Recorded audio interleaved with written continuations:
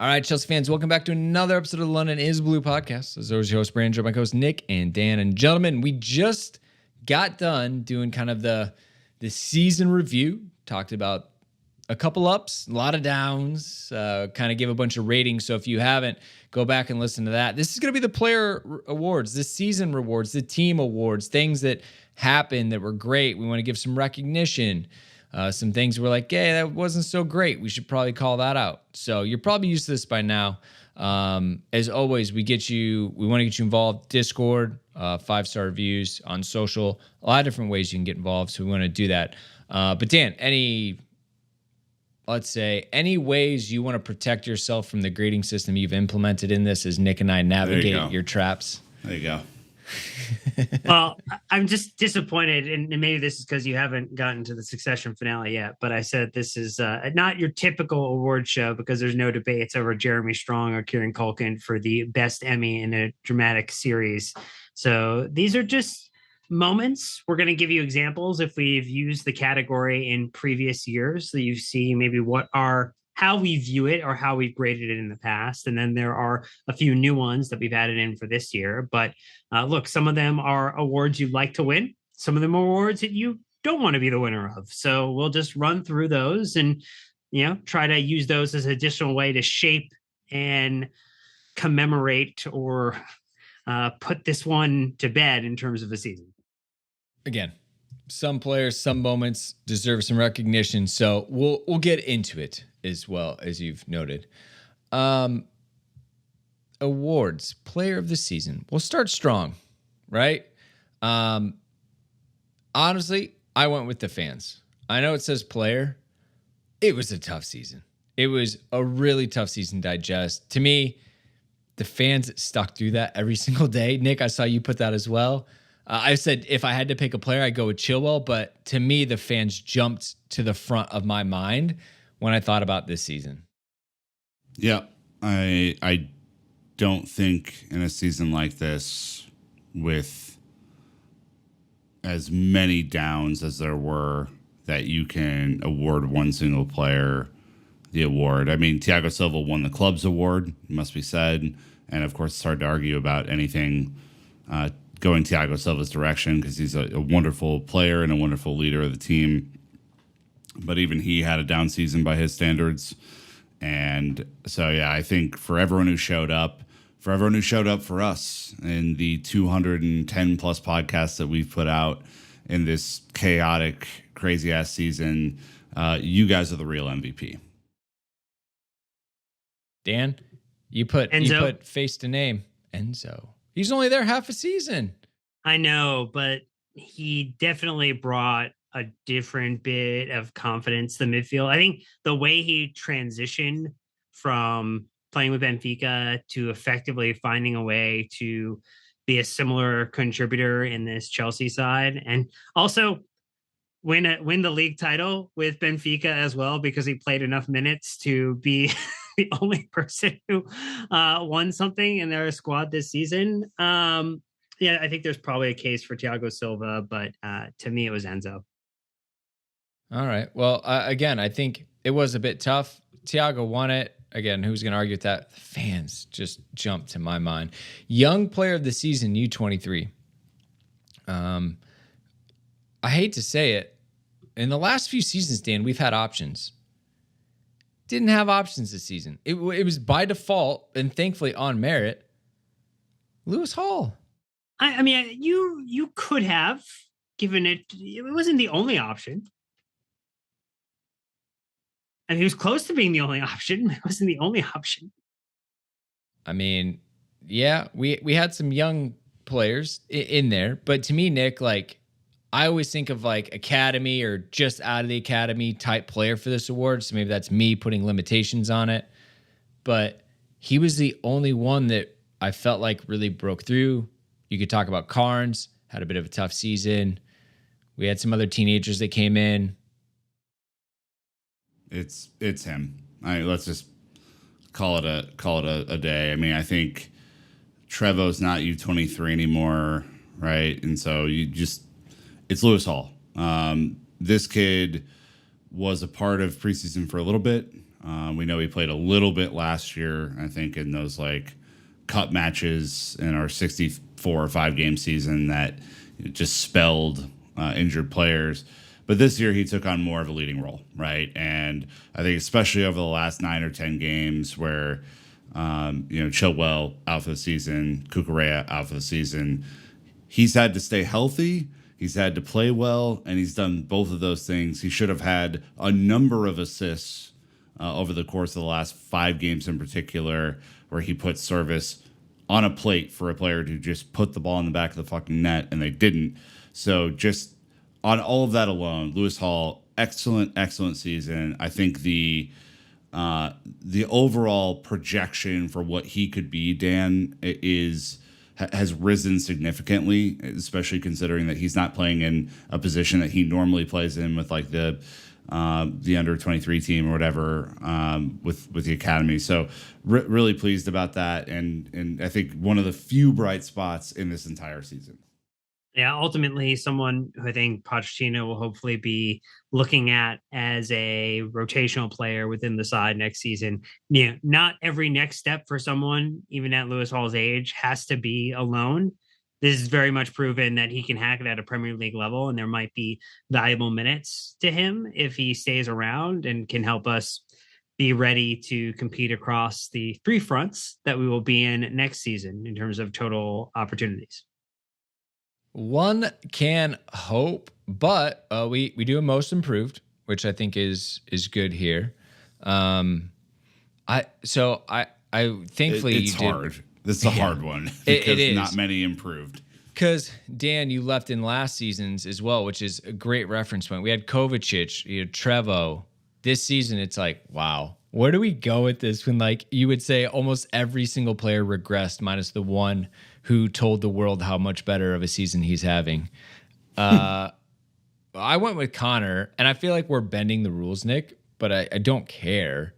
And I'd say Connor only because he established himself at the top Premier League level at a big club, pressure, different things like that, got the early red card, and went on to have a fantastic season. I just think what he accomplished in one abysmal season, his stock has soared. No doubt. So the reason I put Connor here instead of Lewis is just the sample size is bigger, right? And I think the other reason I put him here is that he played a significant role in the Champions League, especially in the late stage Champions League that we were in, and has scored a couple of crucial goals along the way too, in a team that never scores goals. So, all that combined, I think he won goal of the season, right, from the fans for his strike against Crystal Palace. I think his hustle and determination and, kind of being there for his teammates and doing some of the hard pressing, he made it for me. And it was tight with Dan's pick, but I think he just edges out Dan's pick. Yeah, I went with Lewis Hall again, but only because, you think about last season, 2021, 2022, he had the one appearance in the FA Cup. And then you fast forward to this year, we had a League Cup, an FA Cup, and then 9 matches played, 8 starts for Lewis Hall in a tumultuous season. Like that to me just indicates the improvement level of where he was and where he got to. And interestingly enough, has the same exact goals, assists in the both last 2 seasons for the PL2, 4 goals and 3 assists. Wasn't able to get necessarily the actual assist on any of the opportunities he created, but boy, oh boy, he was putting in some really tasty crosses and passes in the latter half there. So I think just on progression of his career, I would say that's kind of the most improved, where he's jumped up the list in terms of like, wow, we could see someone like Ruben Loftus-Cheek leaving, and we kind of think we'd be okay with Lewis Hall being there. I mean, it'd be a big jump to go from left back, a little bit of a simpler role to midfield, but he's knocking on the door. Remember, we got Charlie Webster in the academy running around pulling strings in there too. So we'll have to see. Comeback player of the year is next, though. Wild. Last year I had Kepa, Dan had Kai Havertz, and Nick had Ruben Loftus-Cheek. Where do we go this year? Like I genuinely am blanking. I know you guys had Chilwell, and I had to be careful not to put Chilwell. you get in these rhythms where you end up like putting the same person 2, 3, 4 times just because they were the good one. Like, where do we start to sparse? And like, to me, Dan, the only thing he's coming back from are injuries. Other than that, like, he's at a high level when he's healthy. Well, he came back from a significant injury and very long stretch of time off, very sustained stretch. I mean, this could have been N'Golo Kante's if he came back and played the majority of the last part of the season, helped us push forward in any of the competitions that we were in. Chilwell looked good, though, when he was getting an opportunity. Obviously, there was a risk of a concern for a little re-injury, and they shut him down, rightfully so, because there wasn't anything left to play for. And so I think we will be the biggest beneficiaries of Ben being back to where he needs to be next season, Nick, in terms of just him being there with Lewis, with Ian Matson. Like, there's a lot of great competition from a left back and like the left side of that defense now. Yeah, and you remember that Cucurella was bought because he was hurt, and the difference between the performances from Ben Chilwell and the performances from Cucurella were night and day. And, you know, he scored a couple of goals. He made a few assists. He was by far the best option that we had there. And I think this is more, Brandon, for me, noticeable when absent, like kind of award. And yeah, I mean, the fact that he came back from the ACL is telling. Right. That's the only thing limiting his career is his injuries. He is class. He is a hard worker. He's so good. And we always laugh when Marcos Alonso left. We're like, who's going to score goals from left back? Chilwell, no problem. He's got that. But we're going to take our first ad break. When we get back, best transfer business. No pressure here, but we're going to say who was the best business done last season. Think of the sponsors, and we'll be right back. Well, gentlemen, this year, you got options. There's no doubt about that. You got a ton of options. 2 of us went with incomings. 1 of us went with an outgoing. And Dan, personal vendetta settled. Jorginho's gone.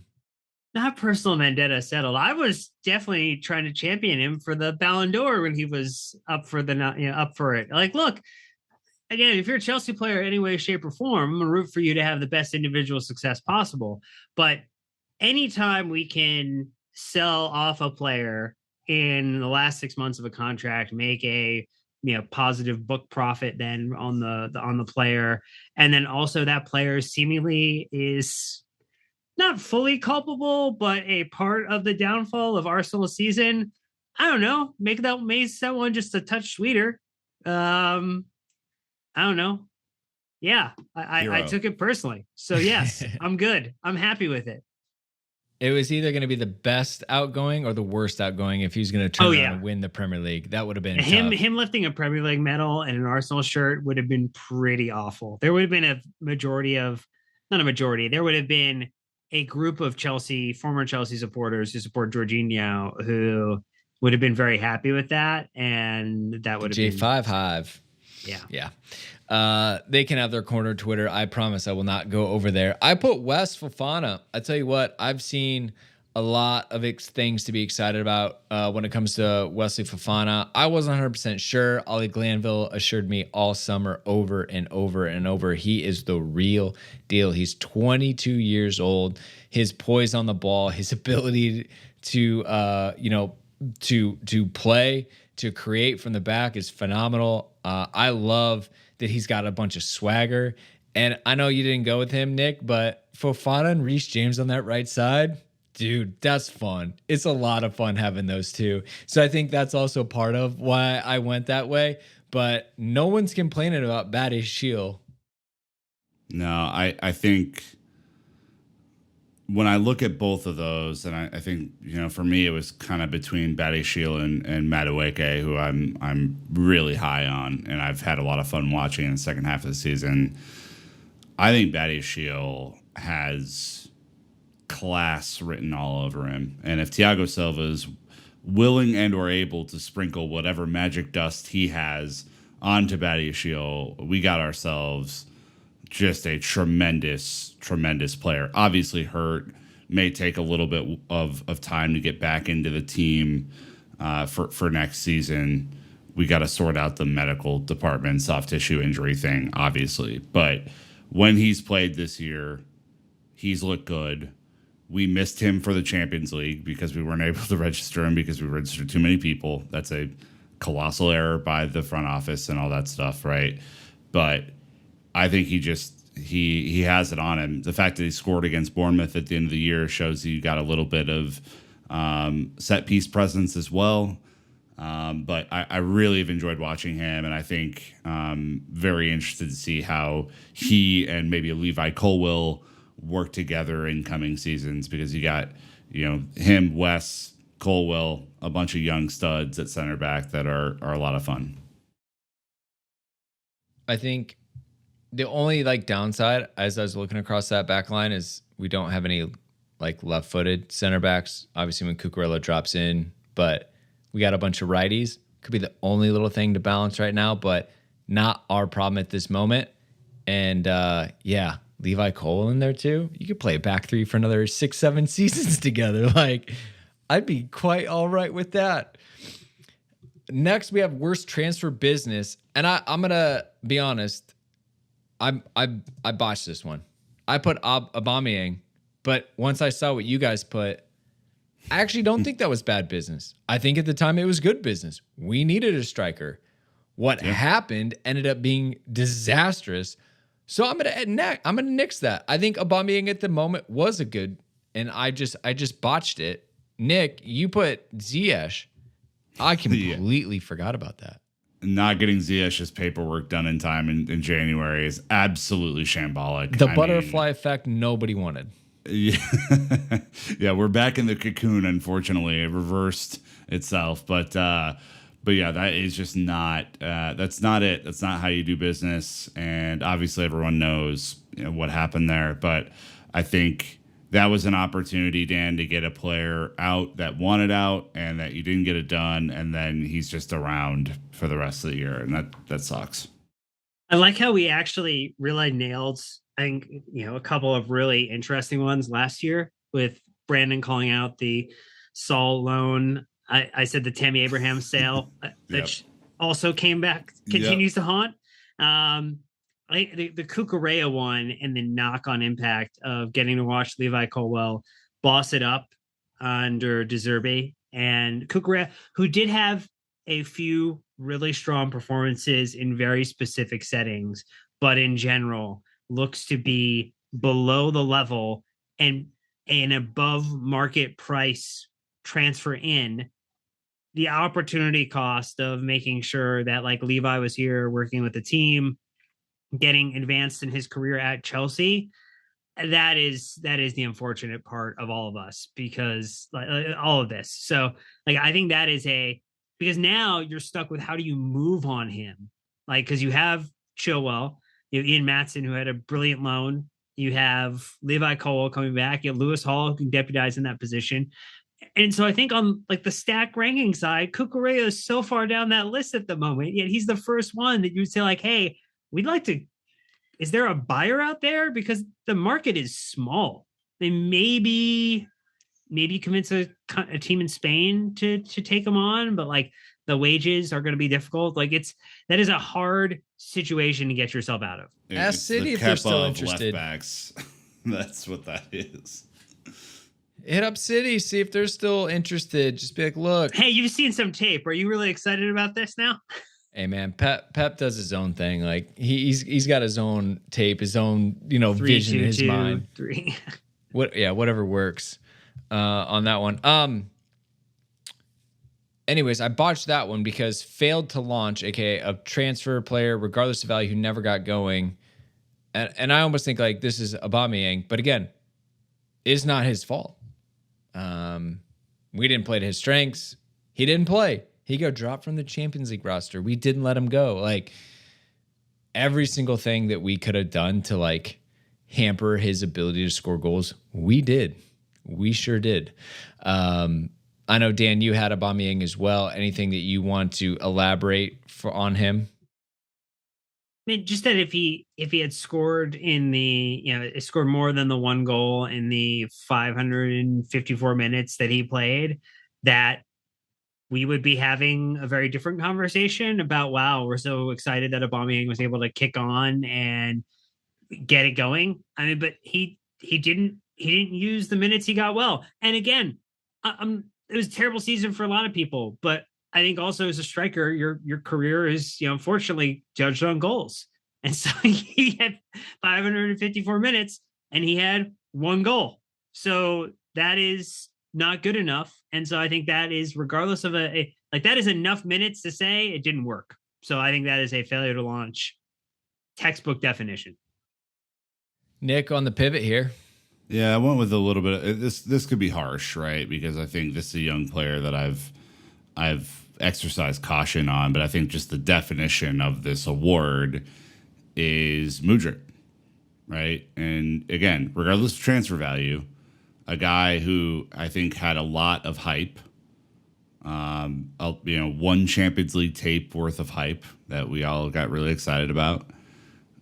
Usurped Arsenal for his signing, a great, thing to do, and is not anywhere close to the finished article. I tweeted during the Newcastle game that Madueke is a far more complete winger at this point in time in his career than Mudryk is, and I'm going to need to see a lot of growth, personally and professionally, from this kid as he moves ahead. Been some silly social media faux pas that have happened this year, and you can post all the lifting videos you want, but we need to see it on the pitch, and we need to see it in a way that is going to be helpful to the team's success. And so this is a TBD for me, but I don't think his first, let's call it 19 matches, 17 matches, whatever it was necessarily a flying success by any means. All right, next one we have is armband or a future captain. I mean, it's marred. Like, we all want to say Mason Mount, but with the situation we're in right now, we can't. Nick and I went with Reece James, but Dan, you pivoted to Enzo, which I found interesting.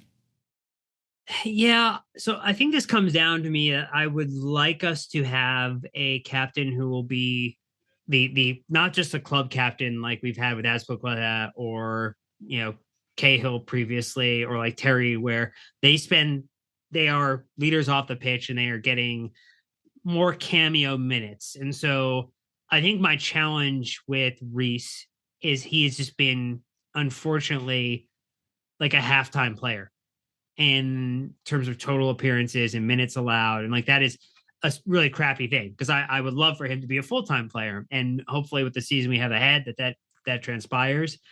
I'd love it to be Mason if he were to stay. I'm just not banking on that happening right now. If he does stay, I think it should be him. If not, then I go through the list. Like, Thiago Silva is likely going to be gone at the end of the season. May decide at some point he just wants to go back to Brazil. Like, that is something that's been rumored as well. So I'm just looking at, like, who is here a long period of time, who is going to be playing almost every match if given the opportunity. And that brought me to Enzo. Like, I just think I want it to be someone who's central to the operation and is going to be here a long time and is going to build up a chemistry with the team. And so he's also won a World Cup, so he knows what it's like to be on a super winning team, international champion.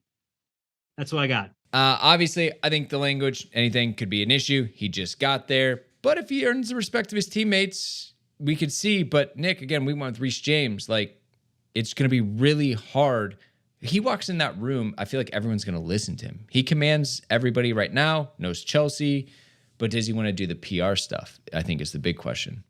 It's been my question for the entire time this debate's been going on. That's why I think Mason's the clear choice if he stays. Obviously, that situation is different. I just don't. I think now is the perfect time for a reset on captain, assuming that Aspi does indeed leave at the end of the season. And if you have that choice between Mason and Reece, it's a good choice to have.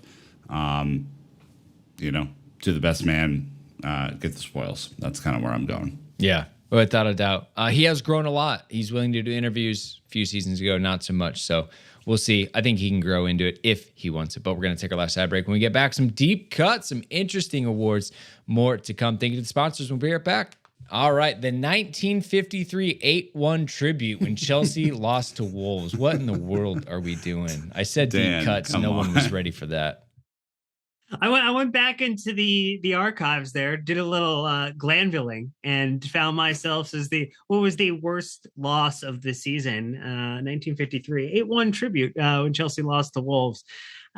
This was this is a very bad loss, and then might have some narrative around it as well. I went with the Brighton 4, Chelsea 1, Potter's first match back at the MX, 2 own goals from our players to help make it happen, and just absolutely getting clowned by a team who had taken us, unfortunately, at that point to the cleaners too. So we had been embarrassed off the pitch, we were embarrassed on the pitch, and it wasn't great, Nick.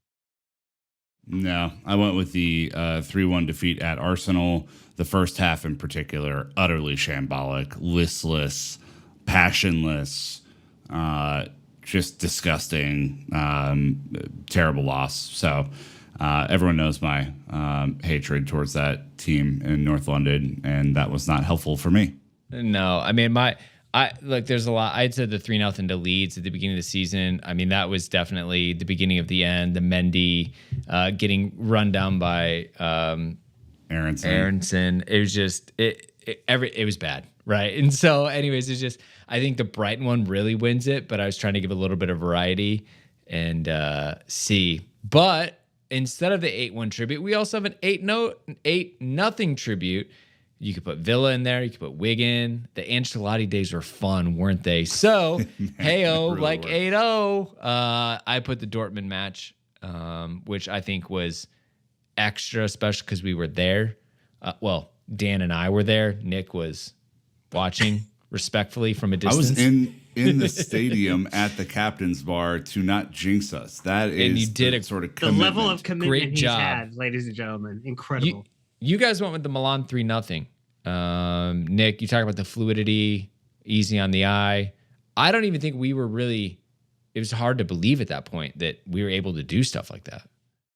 Yeah, it was great football. I mean, that first little, pre-injury period that Potter had was fun, and it, Dan, obviously you put that it kind of set us up to advance in the Champions League, which was incredibly helpful. But that Milan team went to the Champions League semifinal, right? Yep. And we cleaned their clock in 2 games. So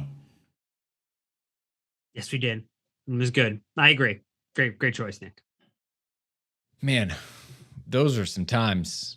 All right, Vibes FC to keep the good feelings going. The best match of the season.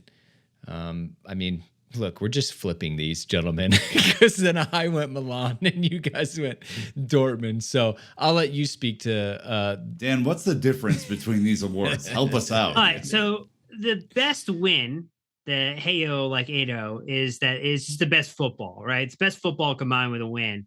I actually don't think the football was as great in the Dortmund game, but the vibes, like that match, awesome. Like, I think partially colored by the fact that we were there. Like, incredible match to be at. Champions League night at home. Last time we're going to win a Champions League game at home for a little bit of time now. So I think there's just that one is going to go in the memory banks there and be a very positive moment. One of the very few from this season. Yes, that makes sense. I would actually agree with it and probably flip mine in that same idea, but little stacking a bit. Mea culpa, someone who maybe we should apologize to. We cut short.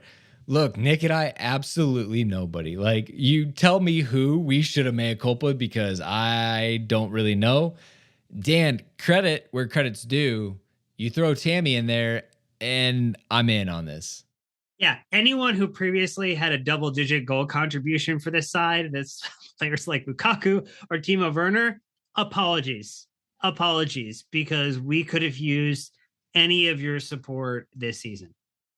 Yeah, leading goal scorer in the Premier League, Kai, with 7? So, and that's only because we didn't get enough penalties for Jorginho. So, what about a player we need to see more of? The jury's still out. I mean, I just painted with a broad brush and said, if you play attack for Chelsea, welcome to this club. Dan, you said Mudryk, which I think Nick kind of alluded to earlier with his award. Yeah, I mean, just that there's a need for coaching. There's a need for a maturation of his play in the Premier League and scaling up to this level. There's flashes, things that are there to be excited about, but I think there's just more. There's more there, and we need to get an opportunity to like see how legit he is at this level. Yeah, I went with Wes actually, and I know that's gonna fly in the face of Brandon's picks from earlier, but there's some stuff that concern me about his performances this year. I think him trying to like dribble out of trouble, making bad passes under pressure, stuff like that. That I think he needs to mature in. He's obviously a young player that has all the physical tools to be excellent, especially if he's paired next to a incredibly solid right back in either Reece James or potentially like Malo Gusto. But I think there's some stuff in there for the price tag that I worry about with him that I don't worry about as much with Badiashile or anything like that. So I think that's one I want to see him improve and progress next year.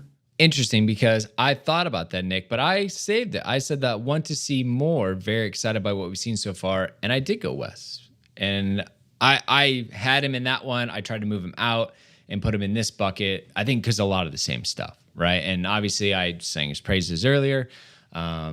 Nick, interested on the Madueke one, though, for you. Yeah, I think this cat has been electric. I think there are times where he makes things more complicated for himself, especially in the box where he tries to take on 3 or 4 players. We're not used to our attackers taking on players so much, so that was a refreshing change that we got in the middle of the season. But I really want to see him kick on because I think he's dynamic.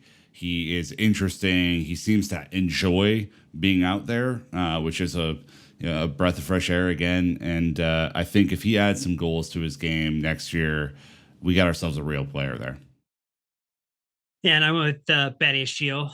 Great performances so far. Definitely want to see him get more opportunity. Obviously, he had a little bit of a muscular issue near the end of the season that closed up his shop early. But I think there's a lot of really, really exciting stuff from him next season.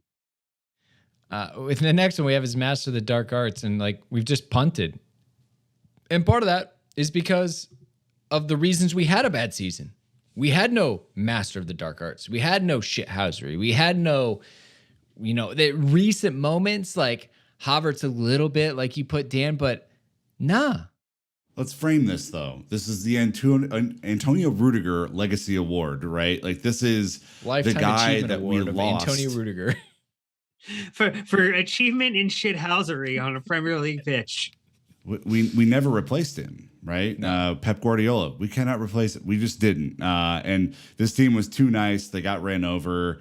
And I flat out said nobody. Like there was not one person in there. I left that blank in so many scripts this season, Dan. I just couldn't. I think that's absolutely fair. I think it was more Kai occasionally had the flashes because he's capable of doing it, but it was petulant though too. Yeah. It wasn't even like effective. That the dark arts has to have. I'm looking forward to there being a contender for this award next season. Yeah, there wasn't one this year. 100%. Goal of the season, again, kind of setting us up for failure a little bit here. I'm going totally hipster on this one. I said the Broja goal against Wolves because it gave me hope. Like, yeah, we got Broja. Unfortunate with that friendly over the change of the year, but like something was going for him. We had a young up and coming striker. I was thinking Tammy Abraham again. But if you want something that actually gave me passion and excitement, I was like, I guess Koulibaly's against Spurs again because I got drained from excitement and dopamine through the rest of the season. I had to go that far back, but it wasn't all that bad. Dan, yours was sweet and slick.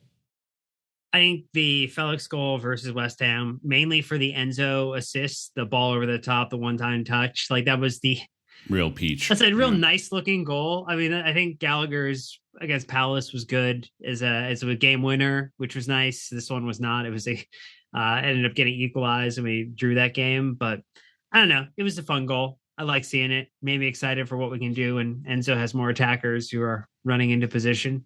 Great.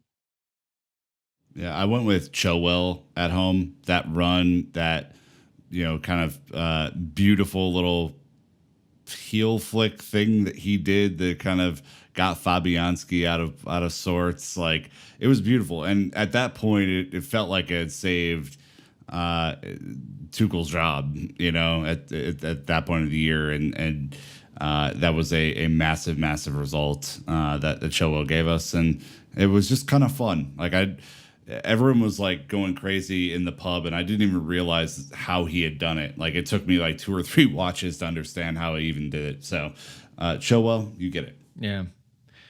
Moment that made you laugh. Well, laugh, cry, tears were there. What they were about, I can't really be sure. I mean, I laughed at the Brighton 4-1 result because of all of the overlapping, right? Like, we actually made Brighton better by taking their up-and-coming manager somehow.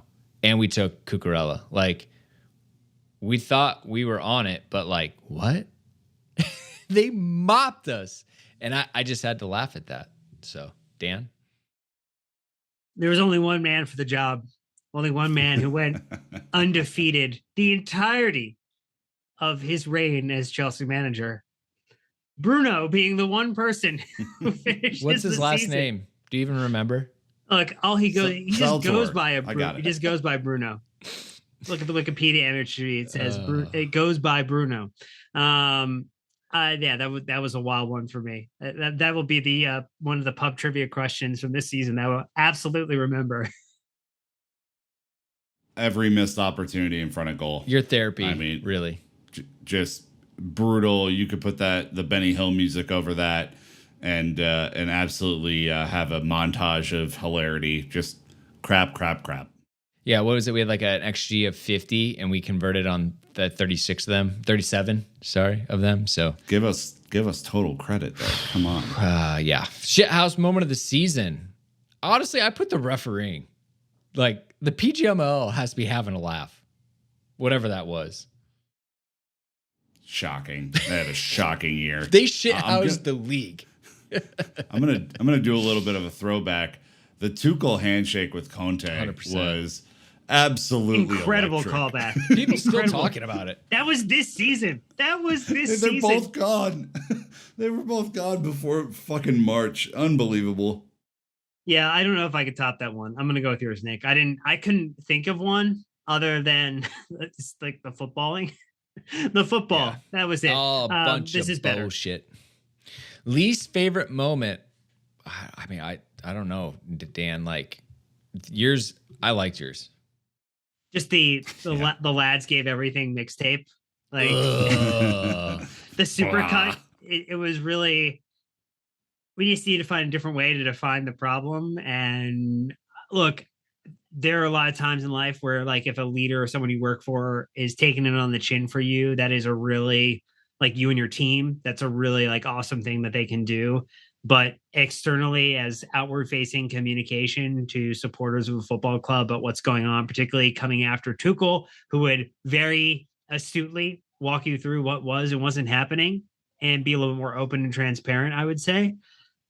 That was rough. That made every press conference. I felt like it was worthless for me. I feel like it was probably a little worthless for our friends who write about it professionally. Yeah. Not great. I went with the Mason contract standoff and his injuries. I just everyone knows how much I like and respect that dude, and it just has been really sad. I think more than anything, it will make me incredibly mad if he doesn't stick around for a while. But yeah, I think that just kind of was a capsule of the season for me, Brandon. I agree. And just to give variety, I said the post World Cup, just bunch of bollocks from there on. And last but not least, the most surprising moment. I said I couldn't believe just how bad it ended up being. I never could have predicted this. That was wild. Nick. It was a failure of imagination, Brandon. That's really what it was. It's true. We've been spoiled. Yours is hilarious. Thank you. Losing twice to 20th place Southampton. Relegated Southampton. We lost twice to them. I was there for one of them. Terrible, utterly terrible garbage. So I think the most surprising was still the sacking of Tuchel, it felt like it was the weirdest time to do it. Whether it either was like you should have done it prior to the season and made a move, or you should have gambled and rolled the dice that you could have figured out something and let him have a nice break off during the World Cup. Like that still is just going to go down as one of the odd moments. Yes, we know the football was rough, and yes, it was going to risk Champions League as well. But like we're here in the future, we don't have Champions League still. Like the experiment did not work out. I think that's kind of the point that I would end on here with the awards is I think given everything that we know, Monday morning quarterbacking it, you don't sack him this year.